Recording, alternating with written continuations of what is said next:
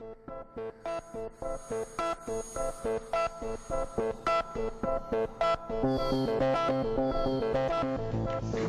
hello everyone. Tonight I'm going to be talking about a few things, primarily Lucid, which is our component library. My name is John de la Motte. I'm an engineer at appnexus. If you haven't heard of us, we're an ad tech company here in Portland. Actually, it's a satellite office. We're based out of New York, but we have quite a large engineering cohort here in Portland. There's some info here. I'm going to paste a link to these slides at the end so that you don't all get distracted while I'm talking.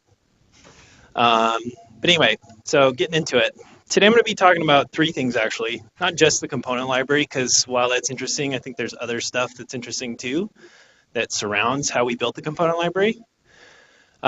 First, I'm going to be talking about a brief history of UIs at appnexus. So where we came from and sort of what's the foundation we decided to do a component library in.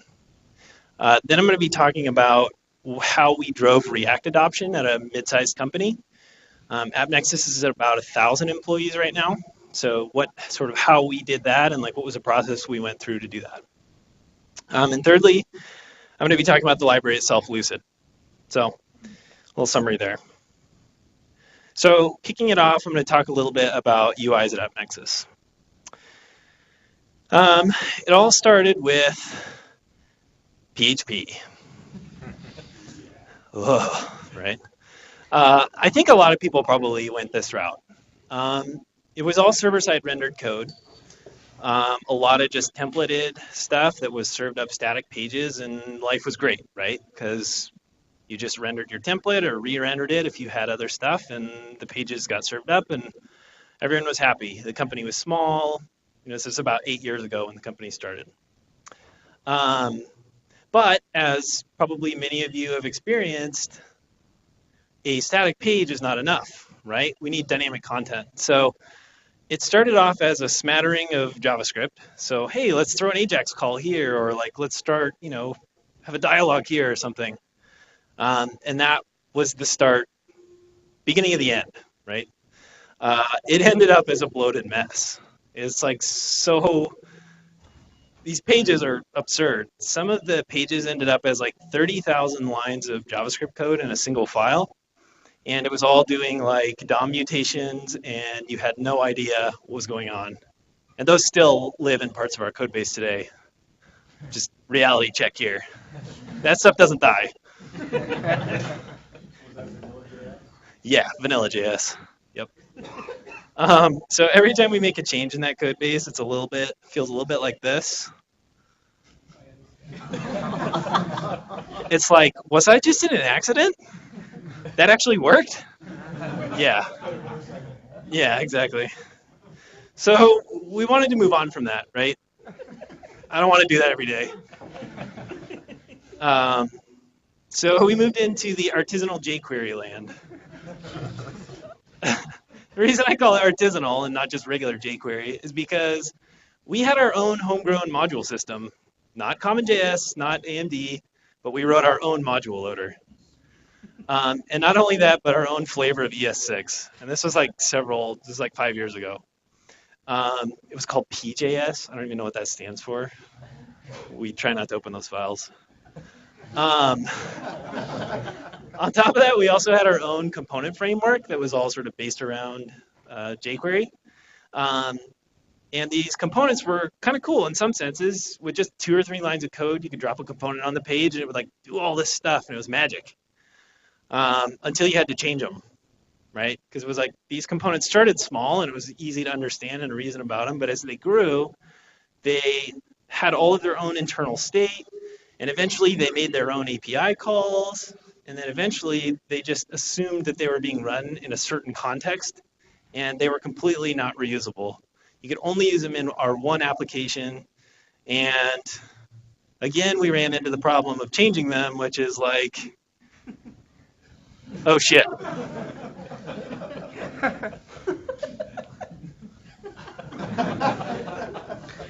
So enter React, right? I mean, there's a lot of time that passed by, but when me and others joined the company, we kind of like came into this and we're like, has a lot of jQuery and a lot of weird component stuff.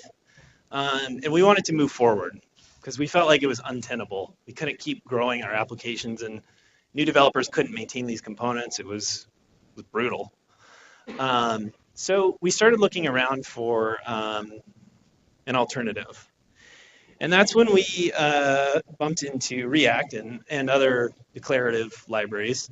But the things we loved about React was the declarative nature, right? We can kind of return to that similar flow that we had on the server, which is, data in and DOM out, right? And then events sort of up and restart the cycle. And it was made by Facebook. That helps, right? I mean, just drop that name.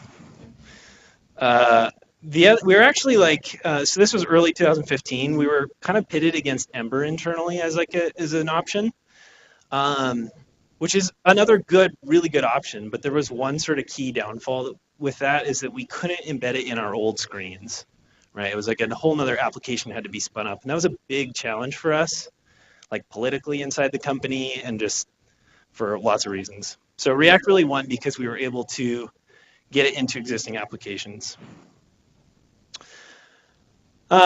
So enter Annex React. This was our first iteration of a component library.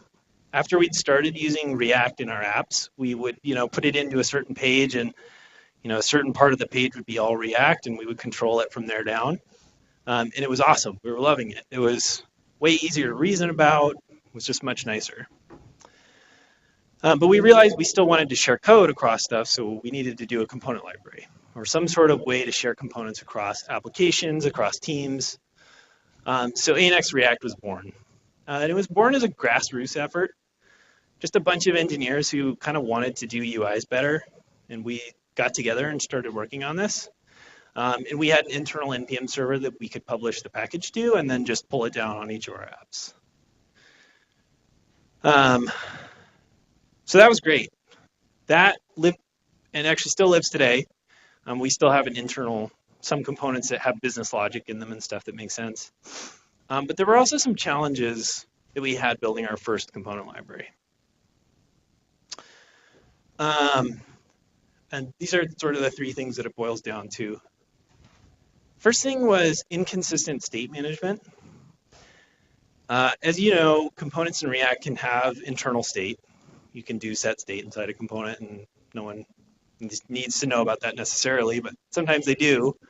And it was really hard to manage, oh, this is a completely stateless component. This one does have state. What are the lines between how much state we can put in a component? It was something we really wrestled with consistently, and this was a big problem. The next thing was inconsistent component APIs.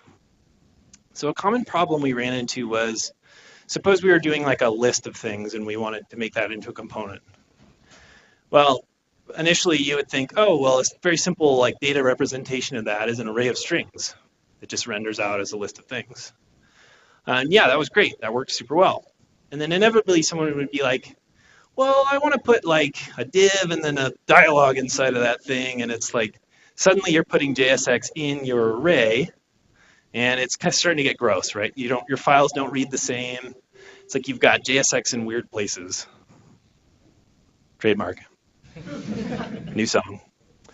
And the third thing was no dedicated resources.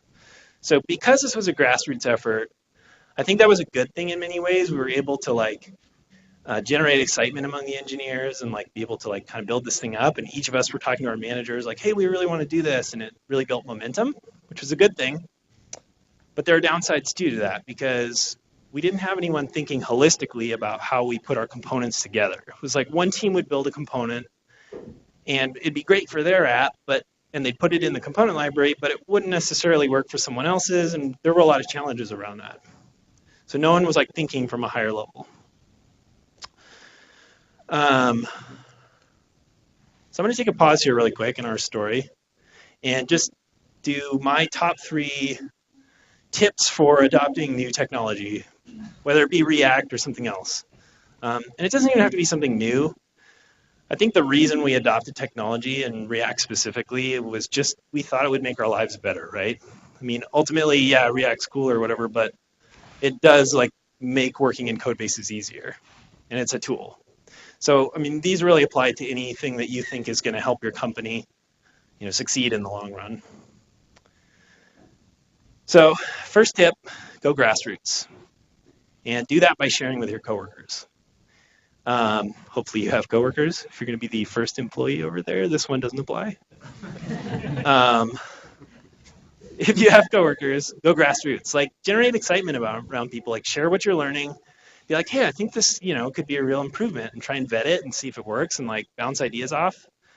And some of that might be awkward because other people have other ideas, but that's part of like the vetting process and like figuring out what works.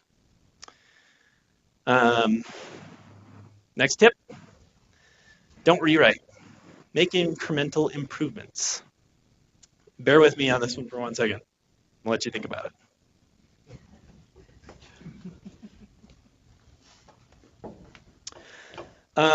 This is kind of alludes to what I was talking about earlier, is that the reason we were able to be successful with React at our company was we were able to show incremental gains and value, right? It's like, oh, this section of the page is really fast. We're like, would you like me to tell you why? So that was a huge win for us. Like politically, we didn't have this big project that was waiting to complete and like we couldn't show any gains. So that was a huge, I think that's really important, is being able to show gains. Like you can have the best technological thing, but if the business doesn't see any improvements in the medium term to short term for all your time, they're gonna like, table it, and that sucks. Next tip, rewrite. Might seem like a little bit of a contradiction there, and it kind of is, but if you think about time included in this, once you have your foot in the door and you've proven the value of something, that gains you the capital that you need to like rewrite old stuff, right? It's like they see these faster screens or they see these improved API services or whatever it is that you're doing, and that buys you the ability to like start to rewrite pages that really need to be rewritten. And some stuff doesn't, right? If you don't need to like change something very often, you should probably just leave it. But once you're in and like there are screens that you need to work on consistently, like a lot of the times rewriting has to be done, and it sucks, but that's life, right? They pay us, so that's good. So moving on, because of the success of our internal component library and just React in apps and doing really well, we were able to form a team around the component stuff. And we were able to talk to management and say, hey, can we get some budget around this? We want to devote some people for, 6 months or 3 months or whatever it was to work on this stuff. I don't know how I don't remember that. It's like really recent. To work around this component library and start to think about it like holistically and not just like an app for a specific, team or a component for a specific team, but like how do our components fit together? And we want to work with our user experience team and our designers and make sure stuff looks a bit better, because when it's grassroots, it doesn't always look great, bunch of engineers. So we were able to get a team around it. And one of the things we really wanted to do was go open source. We talked about that when we first started the component library, but it can be really hard to take an old project and make it open source without like dedicated time or like thought around it. So that was one of the things we really wanted to do. So finally, enter Lucid UI.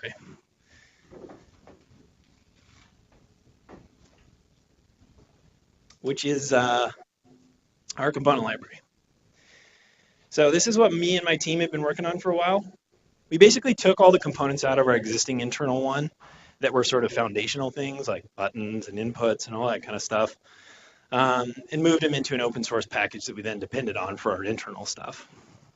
So I'm going to go through this really quickly. There's a couple things I want to get out of the way when I'm talking about Lucid UI, and I want to be transparent with you guys about this because there's a lot of component libraries coming out these days, and I think it's important to like talk about the downsides of stuff too, right? So this is not going to solve everyone's problem. We think about this in the context of our applications at appnexus. We're very desktop focused today, so we don't think a lot about mobile. So our screens are very like table driven. There's large tables with lots of data in them. And that's not a great thing, but hey, it's life at appnexus. So a lot of our components reflect that sort of like mentality. So I don't know, you could call it enterprise or whatever. So yeah, let's get into it. First link here is to our GitHub page, which is extremely tiny. And what did they do with my fonts? Anyone else notice that? This is our page, and there's a link here to our docs page, which is just up at the top. It's also on the slides. But this is our, also really tiny. Let me take a peek at that. Yeah, that'll do. This is our docs page, and you might have seen the little EE thing there on the link. There's an Easter egg somewhere on this page, and it's Portland themed, so good luck finding it. I'm going to leave that up to you guys. A little teaser there. A little clue, there's an animation when you first load the page, and that should give you a clue as to what it is. All right, so on the left here, we just have our components kind of laid out like a material kind of setup, right? We have our components in different categories for what they're useful for.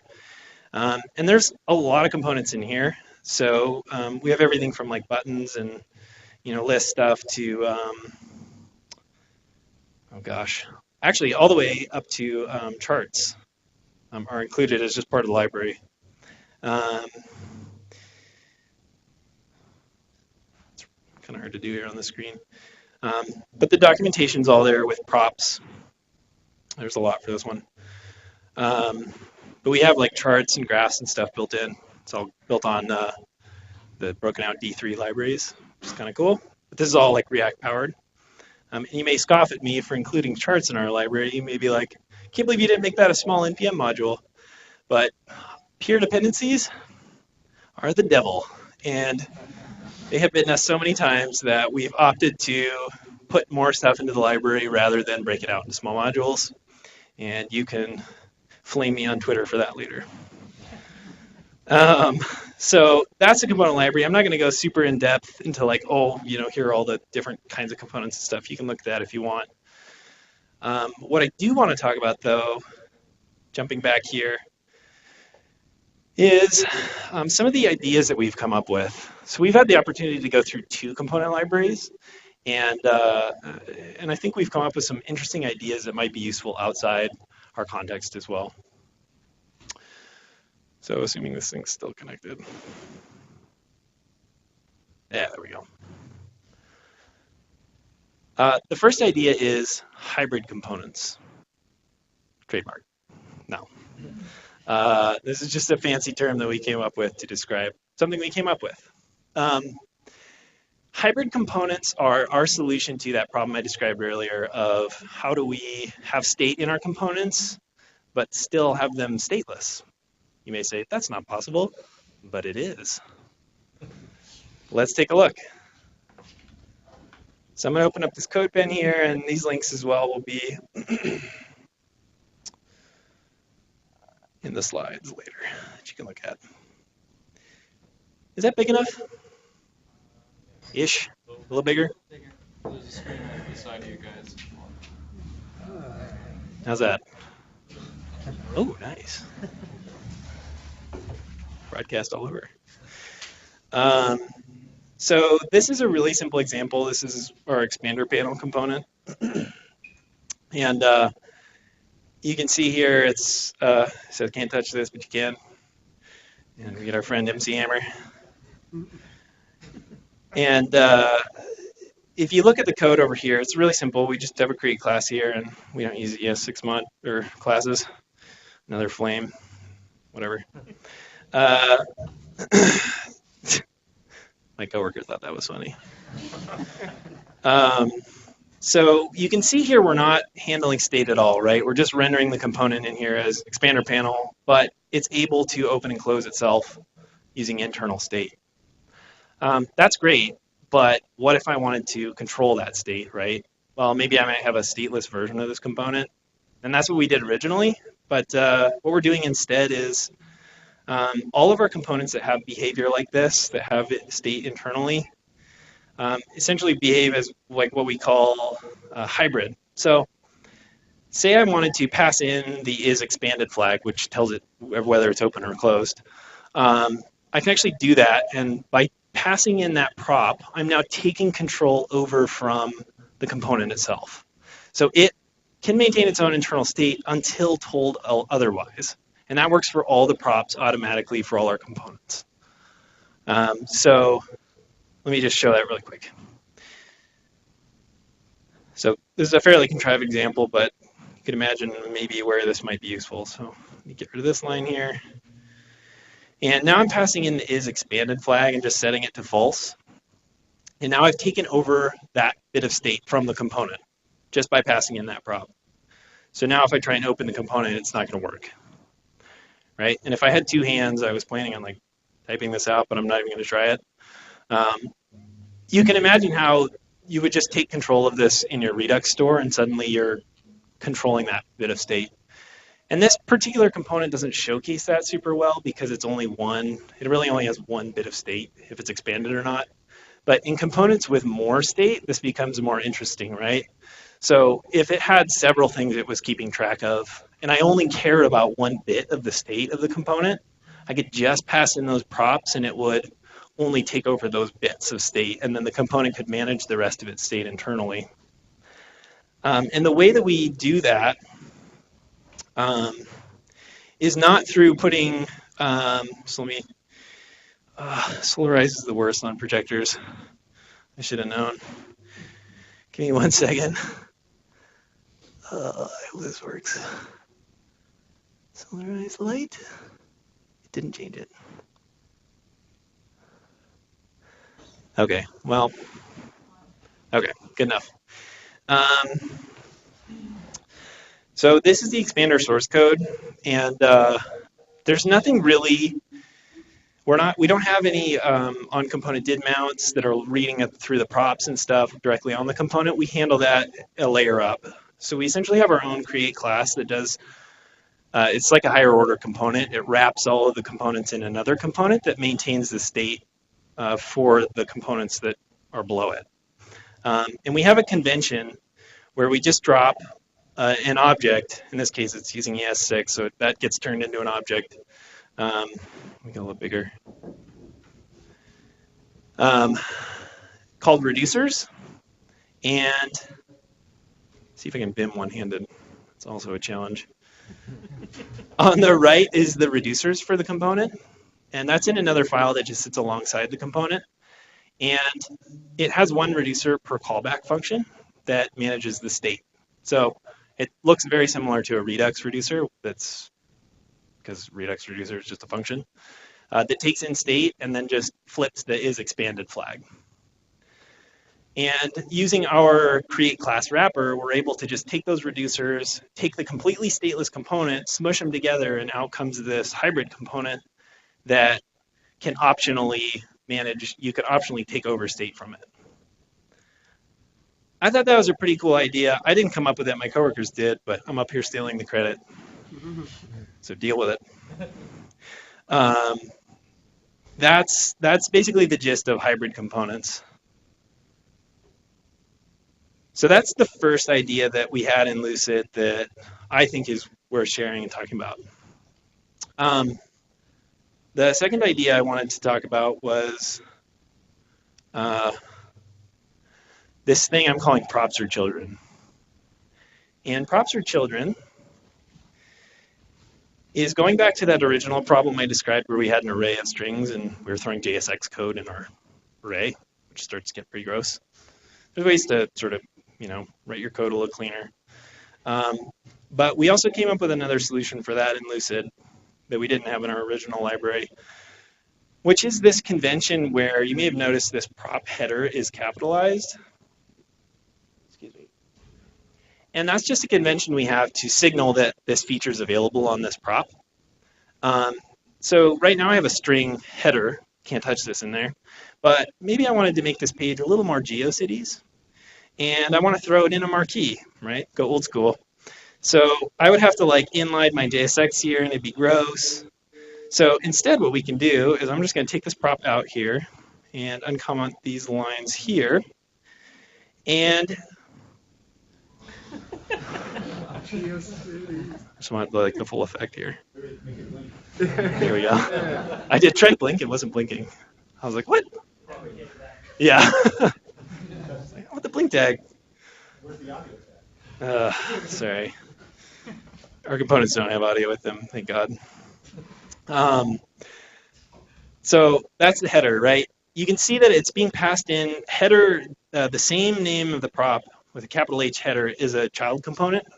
It's just that hangs off of the expander panel, and you can pass in JSX content like that. It essentially acts as a vehicle for being able to pass any header content you want. We're able to pick that up out of your children and then render it as the header, and we just don't render that in the body right there. That was a really nice win for us because it solved that problem of like, should I put JSX in my props or not? And really quick, what it actually looks like in the code when we do that. One second.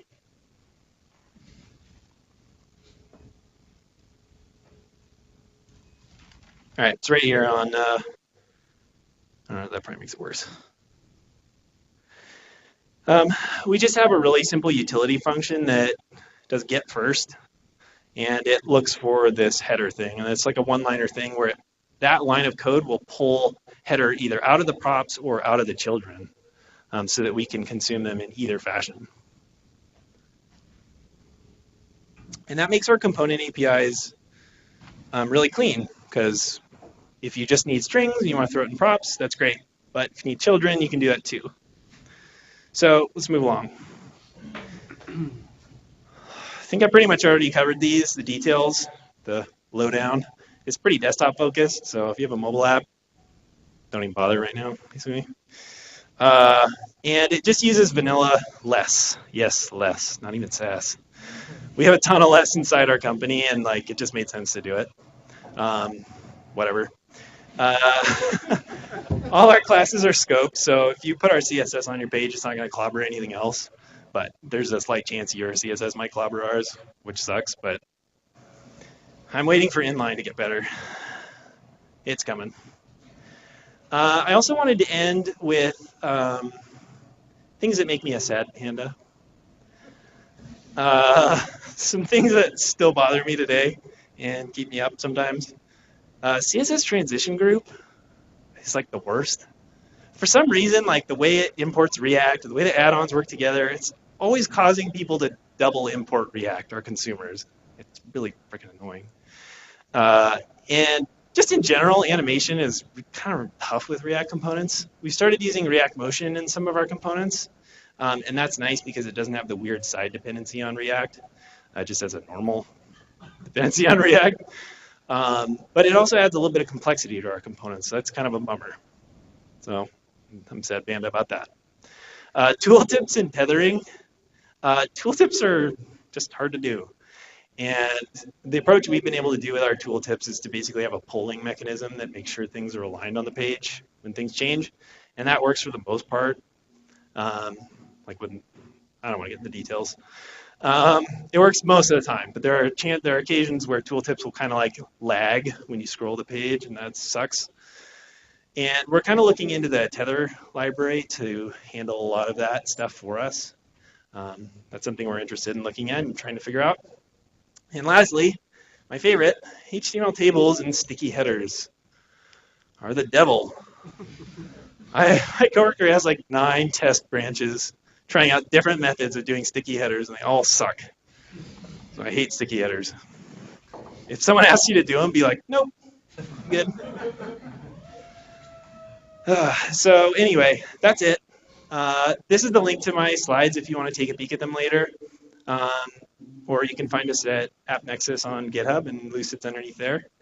The slides.com, John DLM, Lucid UI.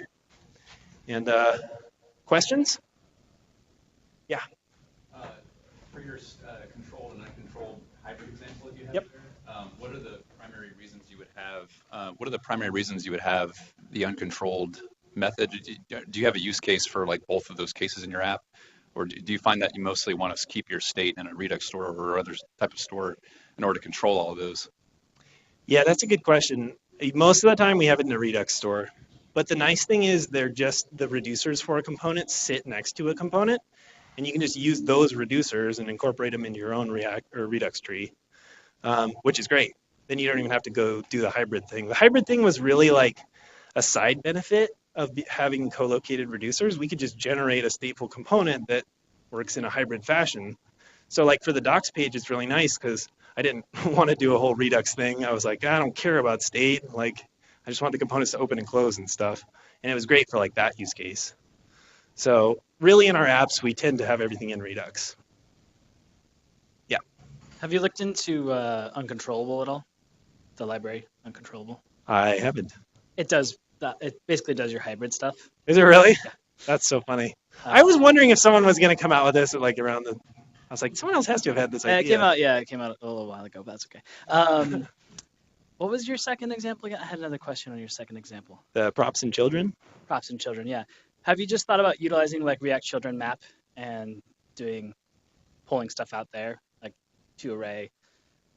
Because of the React Children functions, React.children has like to array and map and stuff like that. And then you could just like loop over your children and pull out the stuff rather than doing like get first header children kind of stuff. I think we're using that under the hood for that. Okay. Yeah. Okay, cool. Yep. I got. Yes, back there. I liked those docs. Did you build that style guide in-house? Yeah. One more time for the benefit of YouTube. Did you build that style guide in-house? Those were nice docs. Me personally, no. The nice thing about having a team is we were able to get UX folks involved in the project. So I got to work with our designers and stuff, which I did surprisingly little before this project. So that was kind of fun. Yeah, it wasn't my stuff. It was another guy. Other questions? Awesome. Well, thanks everybody. Appreciate it. Well, thank you. Thank you, John.